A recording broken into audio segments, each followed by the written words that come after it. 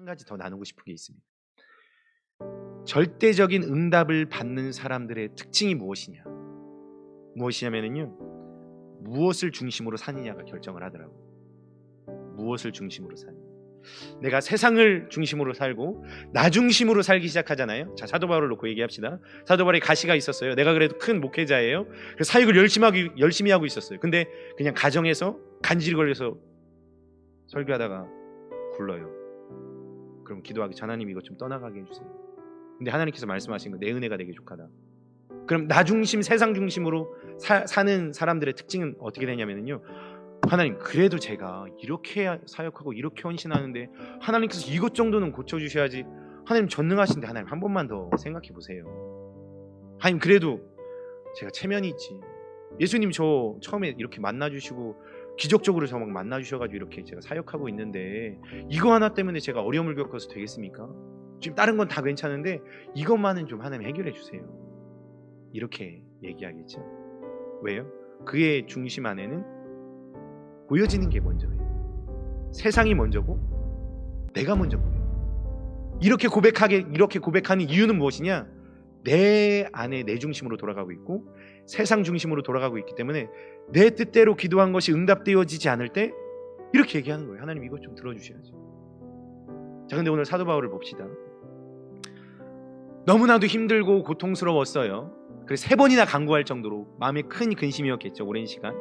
그런데 하나님께서 응답하시는 말씀이 딱 한 가지 있었어요. 상황은 바뀌지 않았죠. 아무것도 변화해진 것이 단 한 가지도 없습니다. 근데 주님의 말씀이 딱 떨어져요. 내 은혜가 내게 족하다. 하나님의 능력이 내게 임한다. 하니까 이 영혼이 완전히 바뀌잖아요. 왜일까요? 이 아픔이 내가 힘들어서 기도한 게 아니라,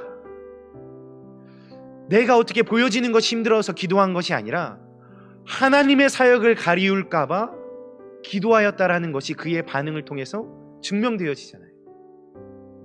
그의 기도 제목은 자신을 위한 게 아니었습니다.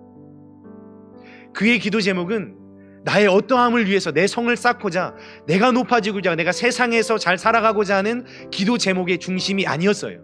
그의 마음의 중심이에요. 그렇기 때문에 사도 바울은 하나님의 말씀이 너 괜찮아, 그걸로 족할 수 있어. 왜냐면 너 그 연약함 있지?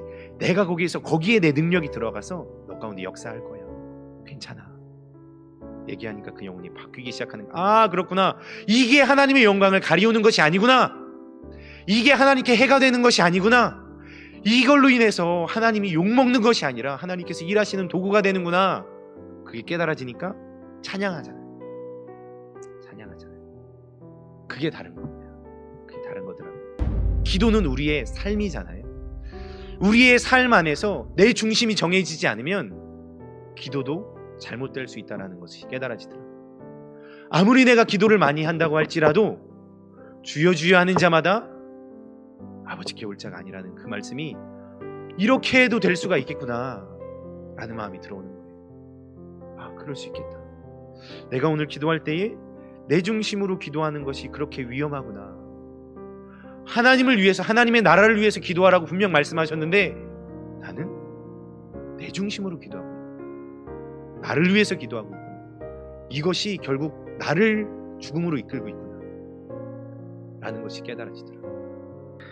야곱은요, 많은 것들을 누리고 부를 누려서 돌아왔지만 정말 고향에 정말 이렇게 좋게 돌아온 거잖아요. 근데도 하나의 문제가 있었을 때 본인에게 죽음과 두려움이 왔고 그 문제들을 해결하는 과정 안에서 정말 더 힘을 잃어버리는 그러한 상태가 되었어요. 그럼에도 불구하고 그는 하나님께서 축복하여 주셨기 때문에, 하나님께서 함께 해주셨기 때문에 그 모든 것들을 능히 돌파할 수가 있었습니다.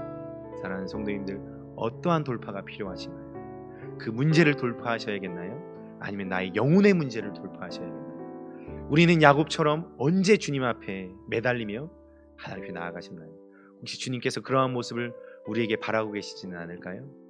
우리가 조금 여유 있는 이때에, 물론 세상적으로는 어지럽지만 여유 있는 이때에 우리가 주님께 나아가서 간절히 부르짖고 기도하며 나아가는 것, 그때에 하나님을 만나는 것이 우리에게 최고의 축복이 아닌가 생각하게 됩니다.